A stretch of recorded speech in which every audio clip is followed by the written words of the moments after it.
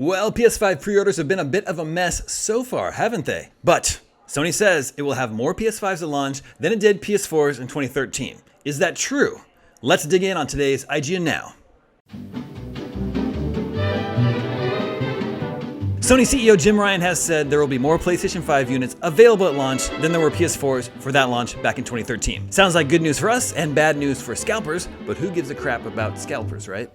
Ryan divulged this information to the Washington Post. While he offers no concrete number, 1 million PS4s were sold on day one alone, and 2.1 million were sold in the first 2 weeks, which should offer some idea of the numbers involved. If true, Sony should be able to sell more than 1 million units on day one. Ryan also explained that the ongoing pandemic had made that seem uncertain at one point. He said, quote, "For quite some time in the early part of COVID, that picture was far from clear.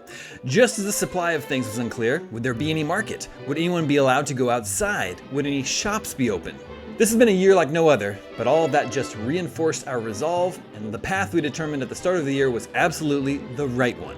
Now, there's been a lot of discussion in recent months as to how Sony was being hit by the knock-on effects of factory closures and supply chain issues. Most recently, reports emerged that Sony had cut production of PS5 by 4 million units. Reports Sony swiftly denied, saying that number hadn't changed. Another recent discovery that made it seem like PS5s would be scarce at launch was Sony's own mysterious direct pre-order offer.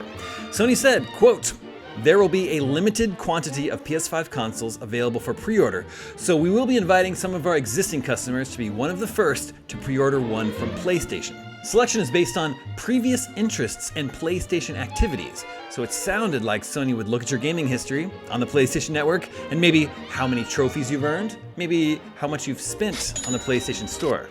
Selection notices have begun rolling out in emails, so if you put your own PlayStation Online ID into that hat, check your email." Several retailers started making PS5 pre-orders available last night, and it has been an absolute show.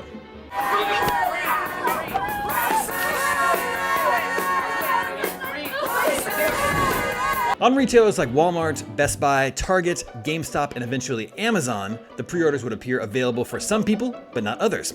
Sometimes you would add it to your cart only to be told it was out of stock at checkout. Some people were able to make the purchase only to have it canceled after the fact.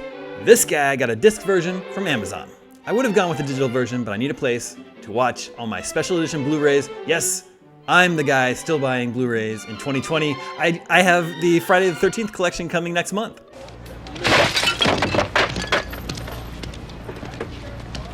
You a dead meat slime bag! So, pre-orders so far have been a mess, but if what Sony is saying is true, that it has more PS5s than it did PS4s in 2013, most fans should be able to grab one before launch day. Launch day is November 12th in most territories. The PlayStation 5 is $500 for the full edition and $400 for the digital edition. Have you been able to secure a pre-order yet? And if so, which model did you go with? Let me know in the comments, and for all your PlayStation news, stay tuned to IGN.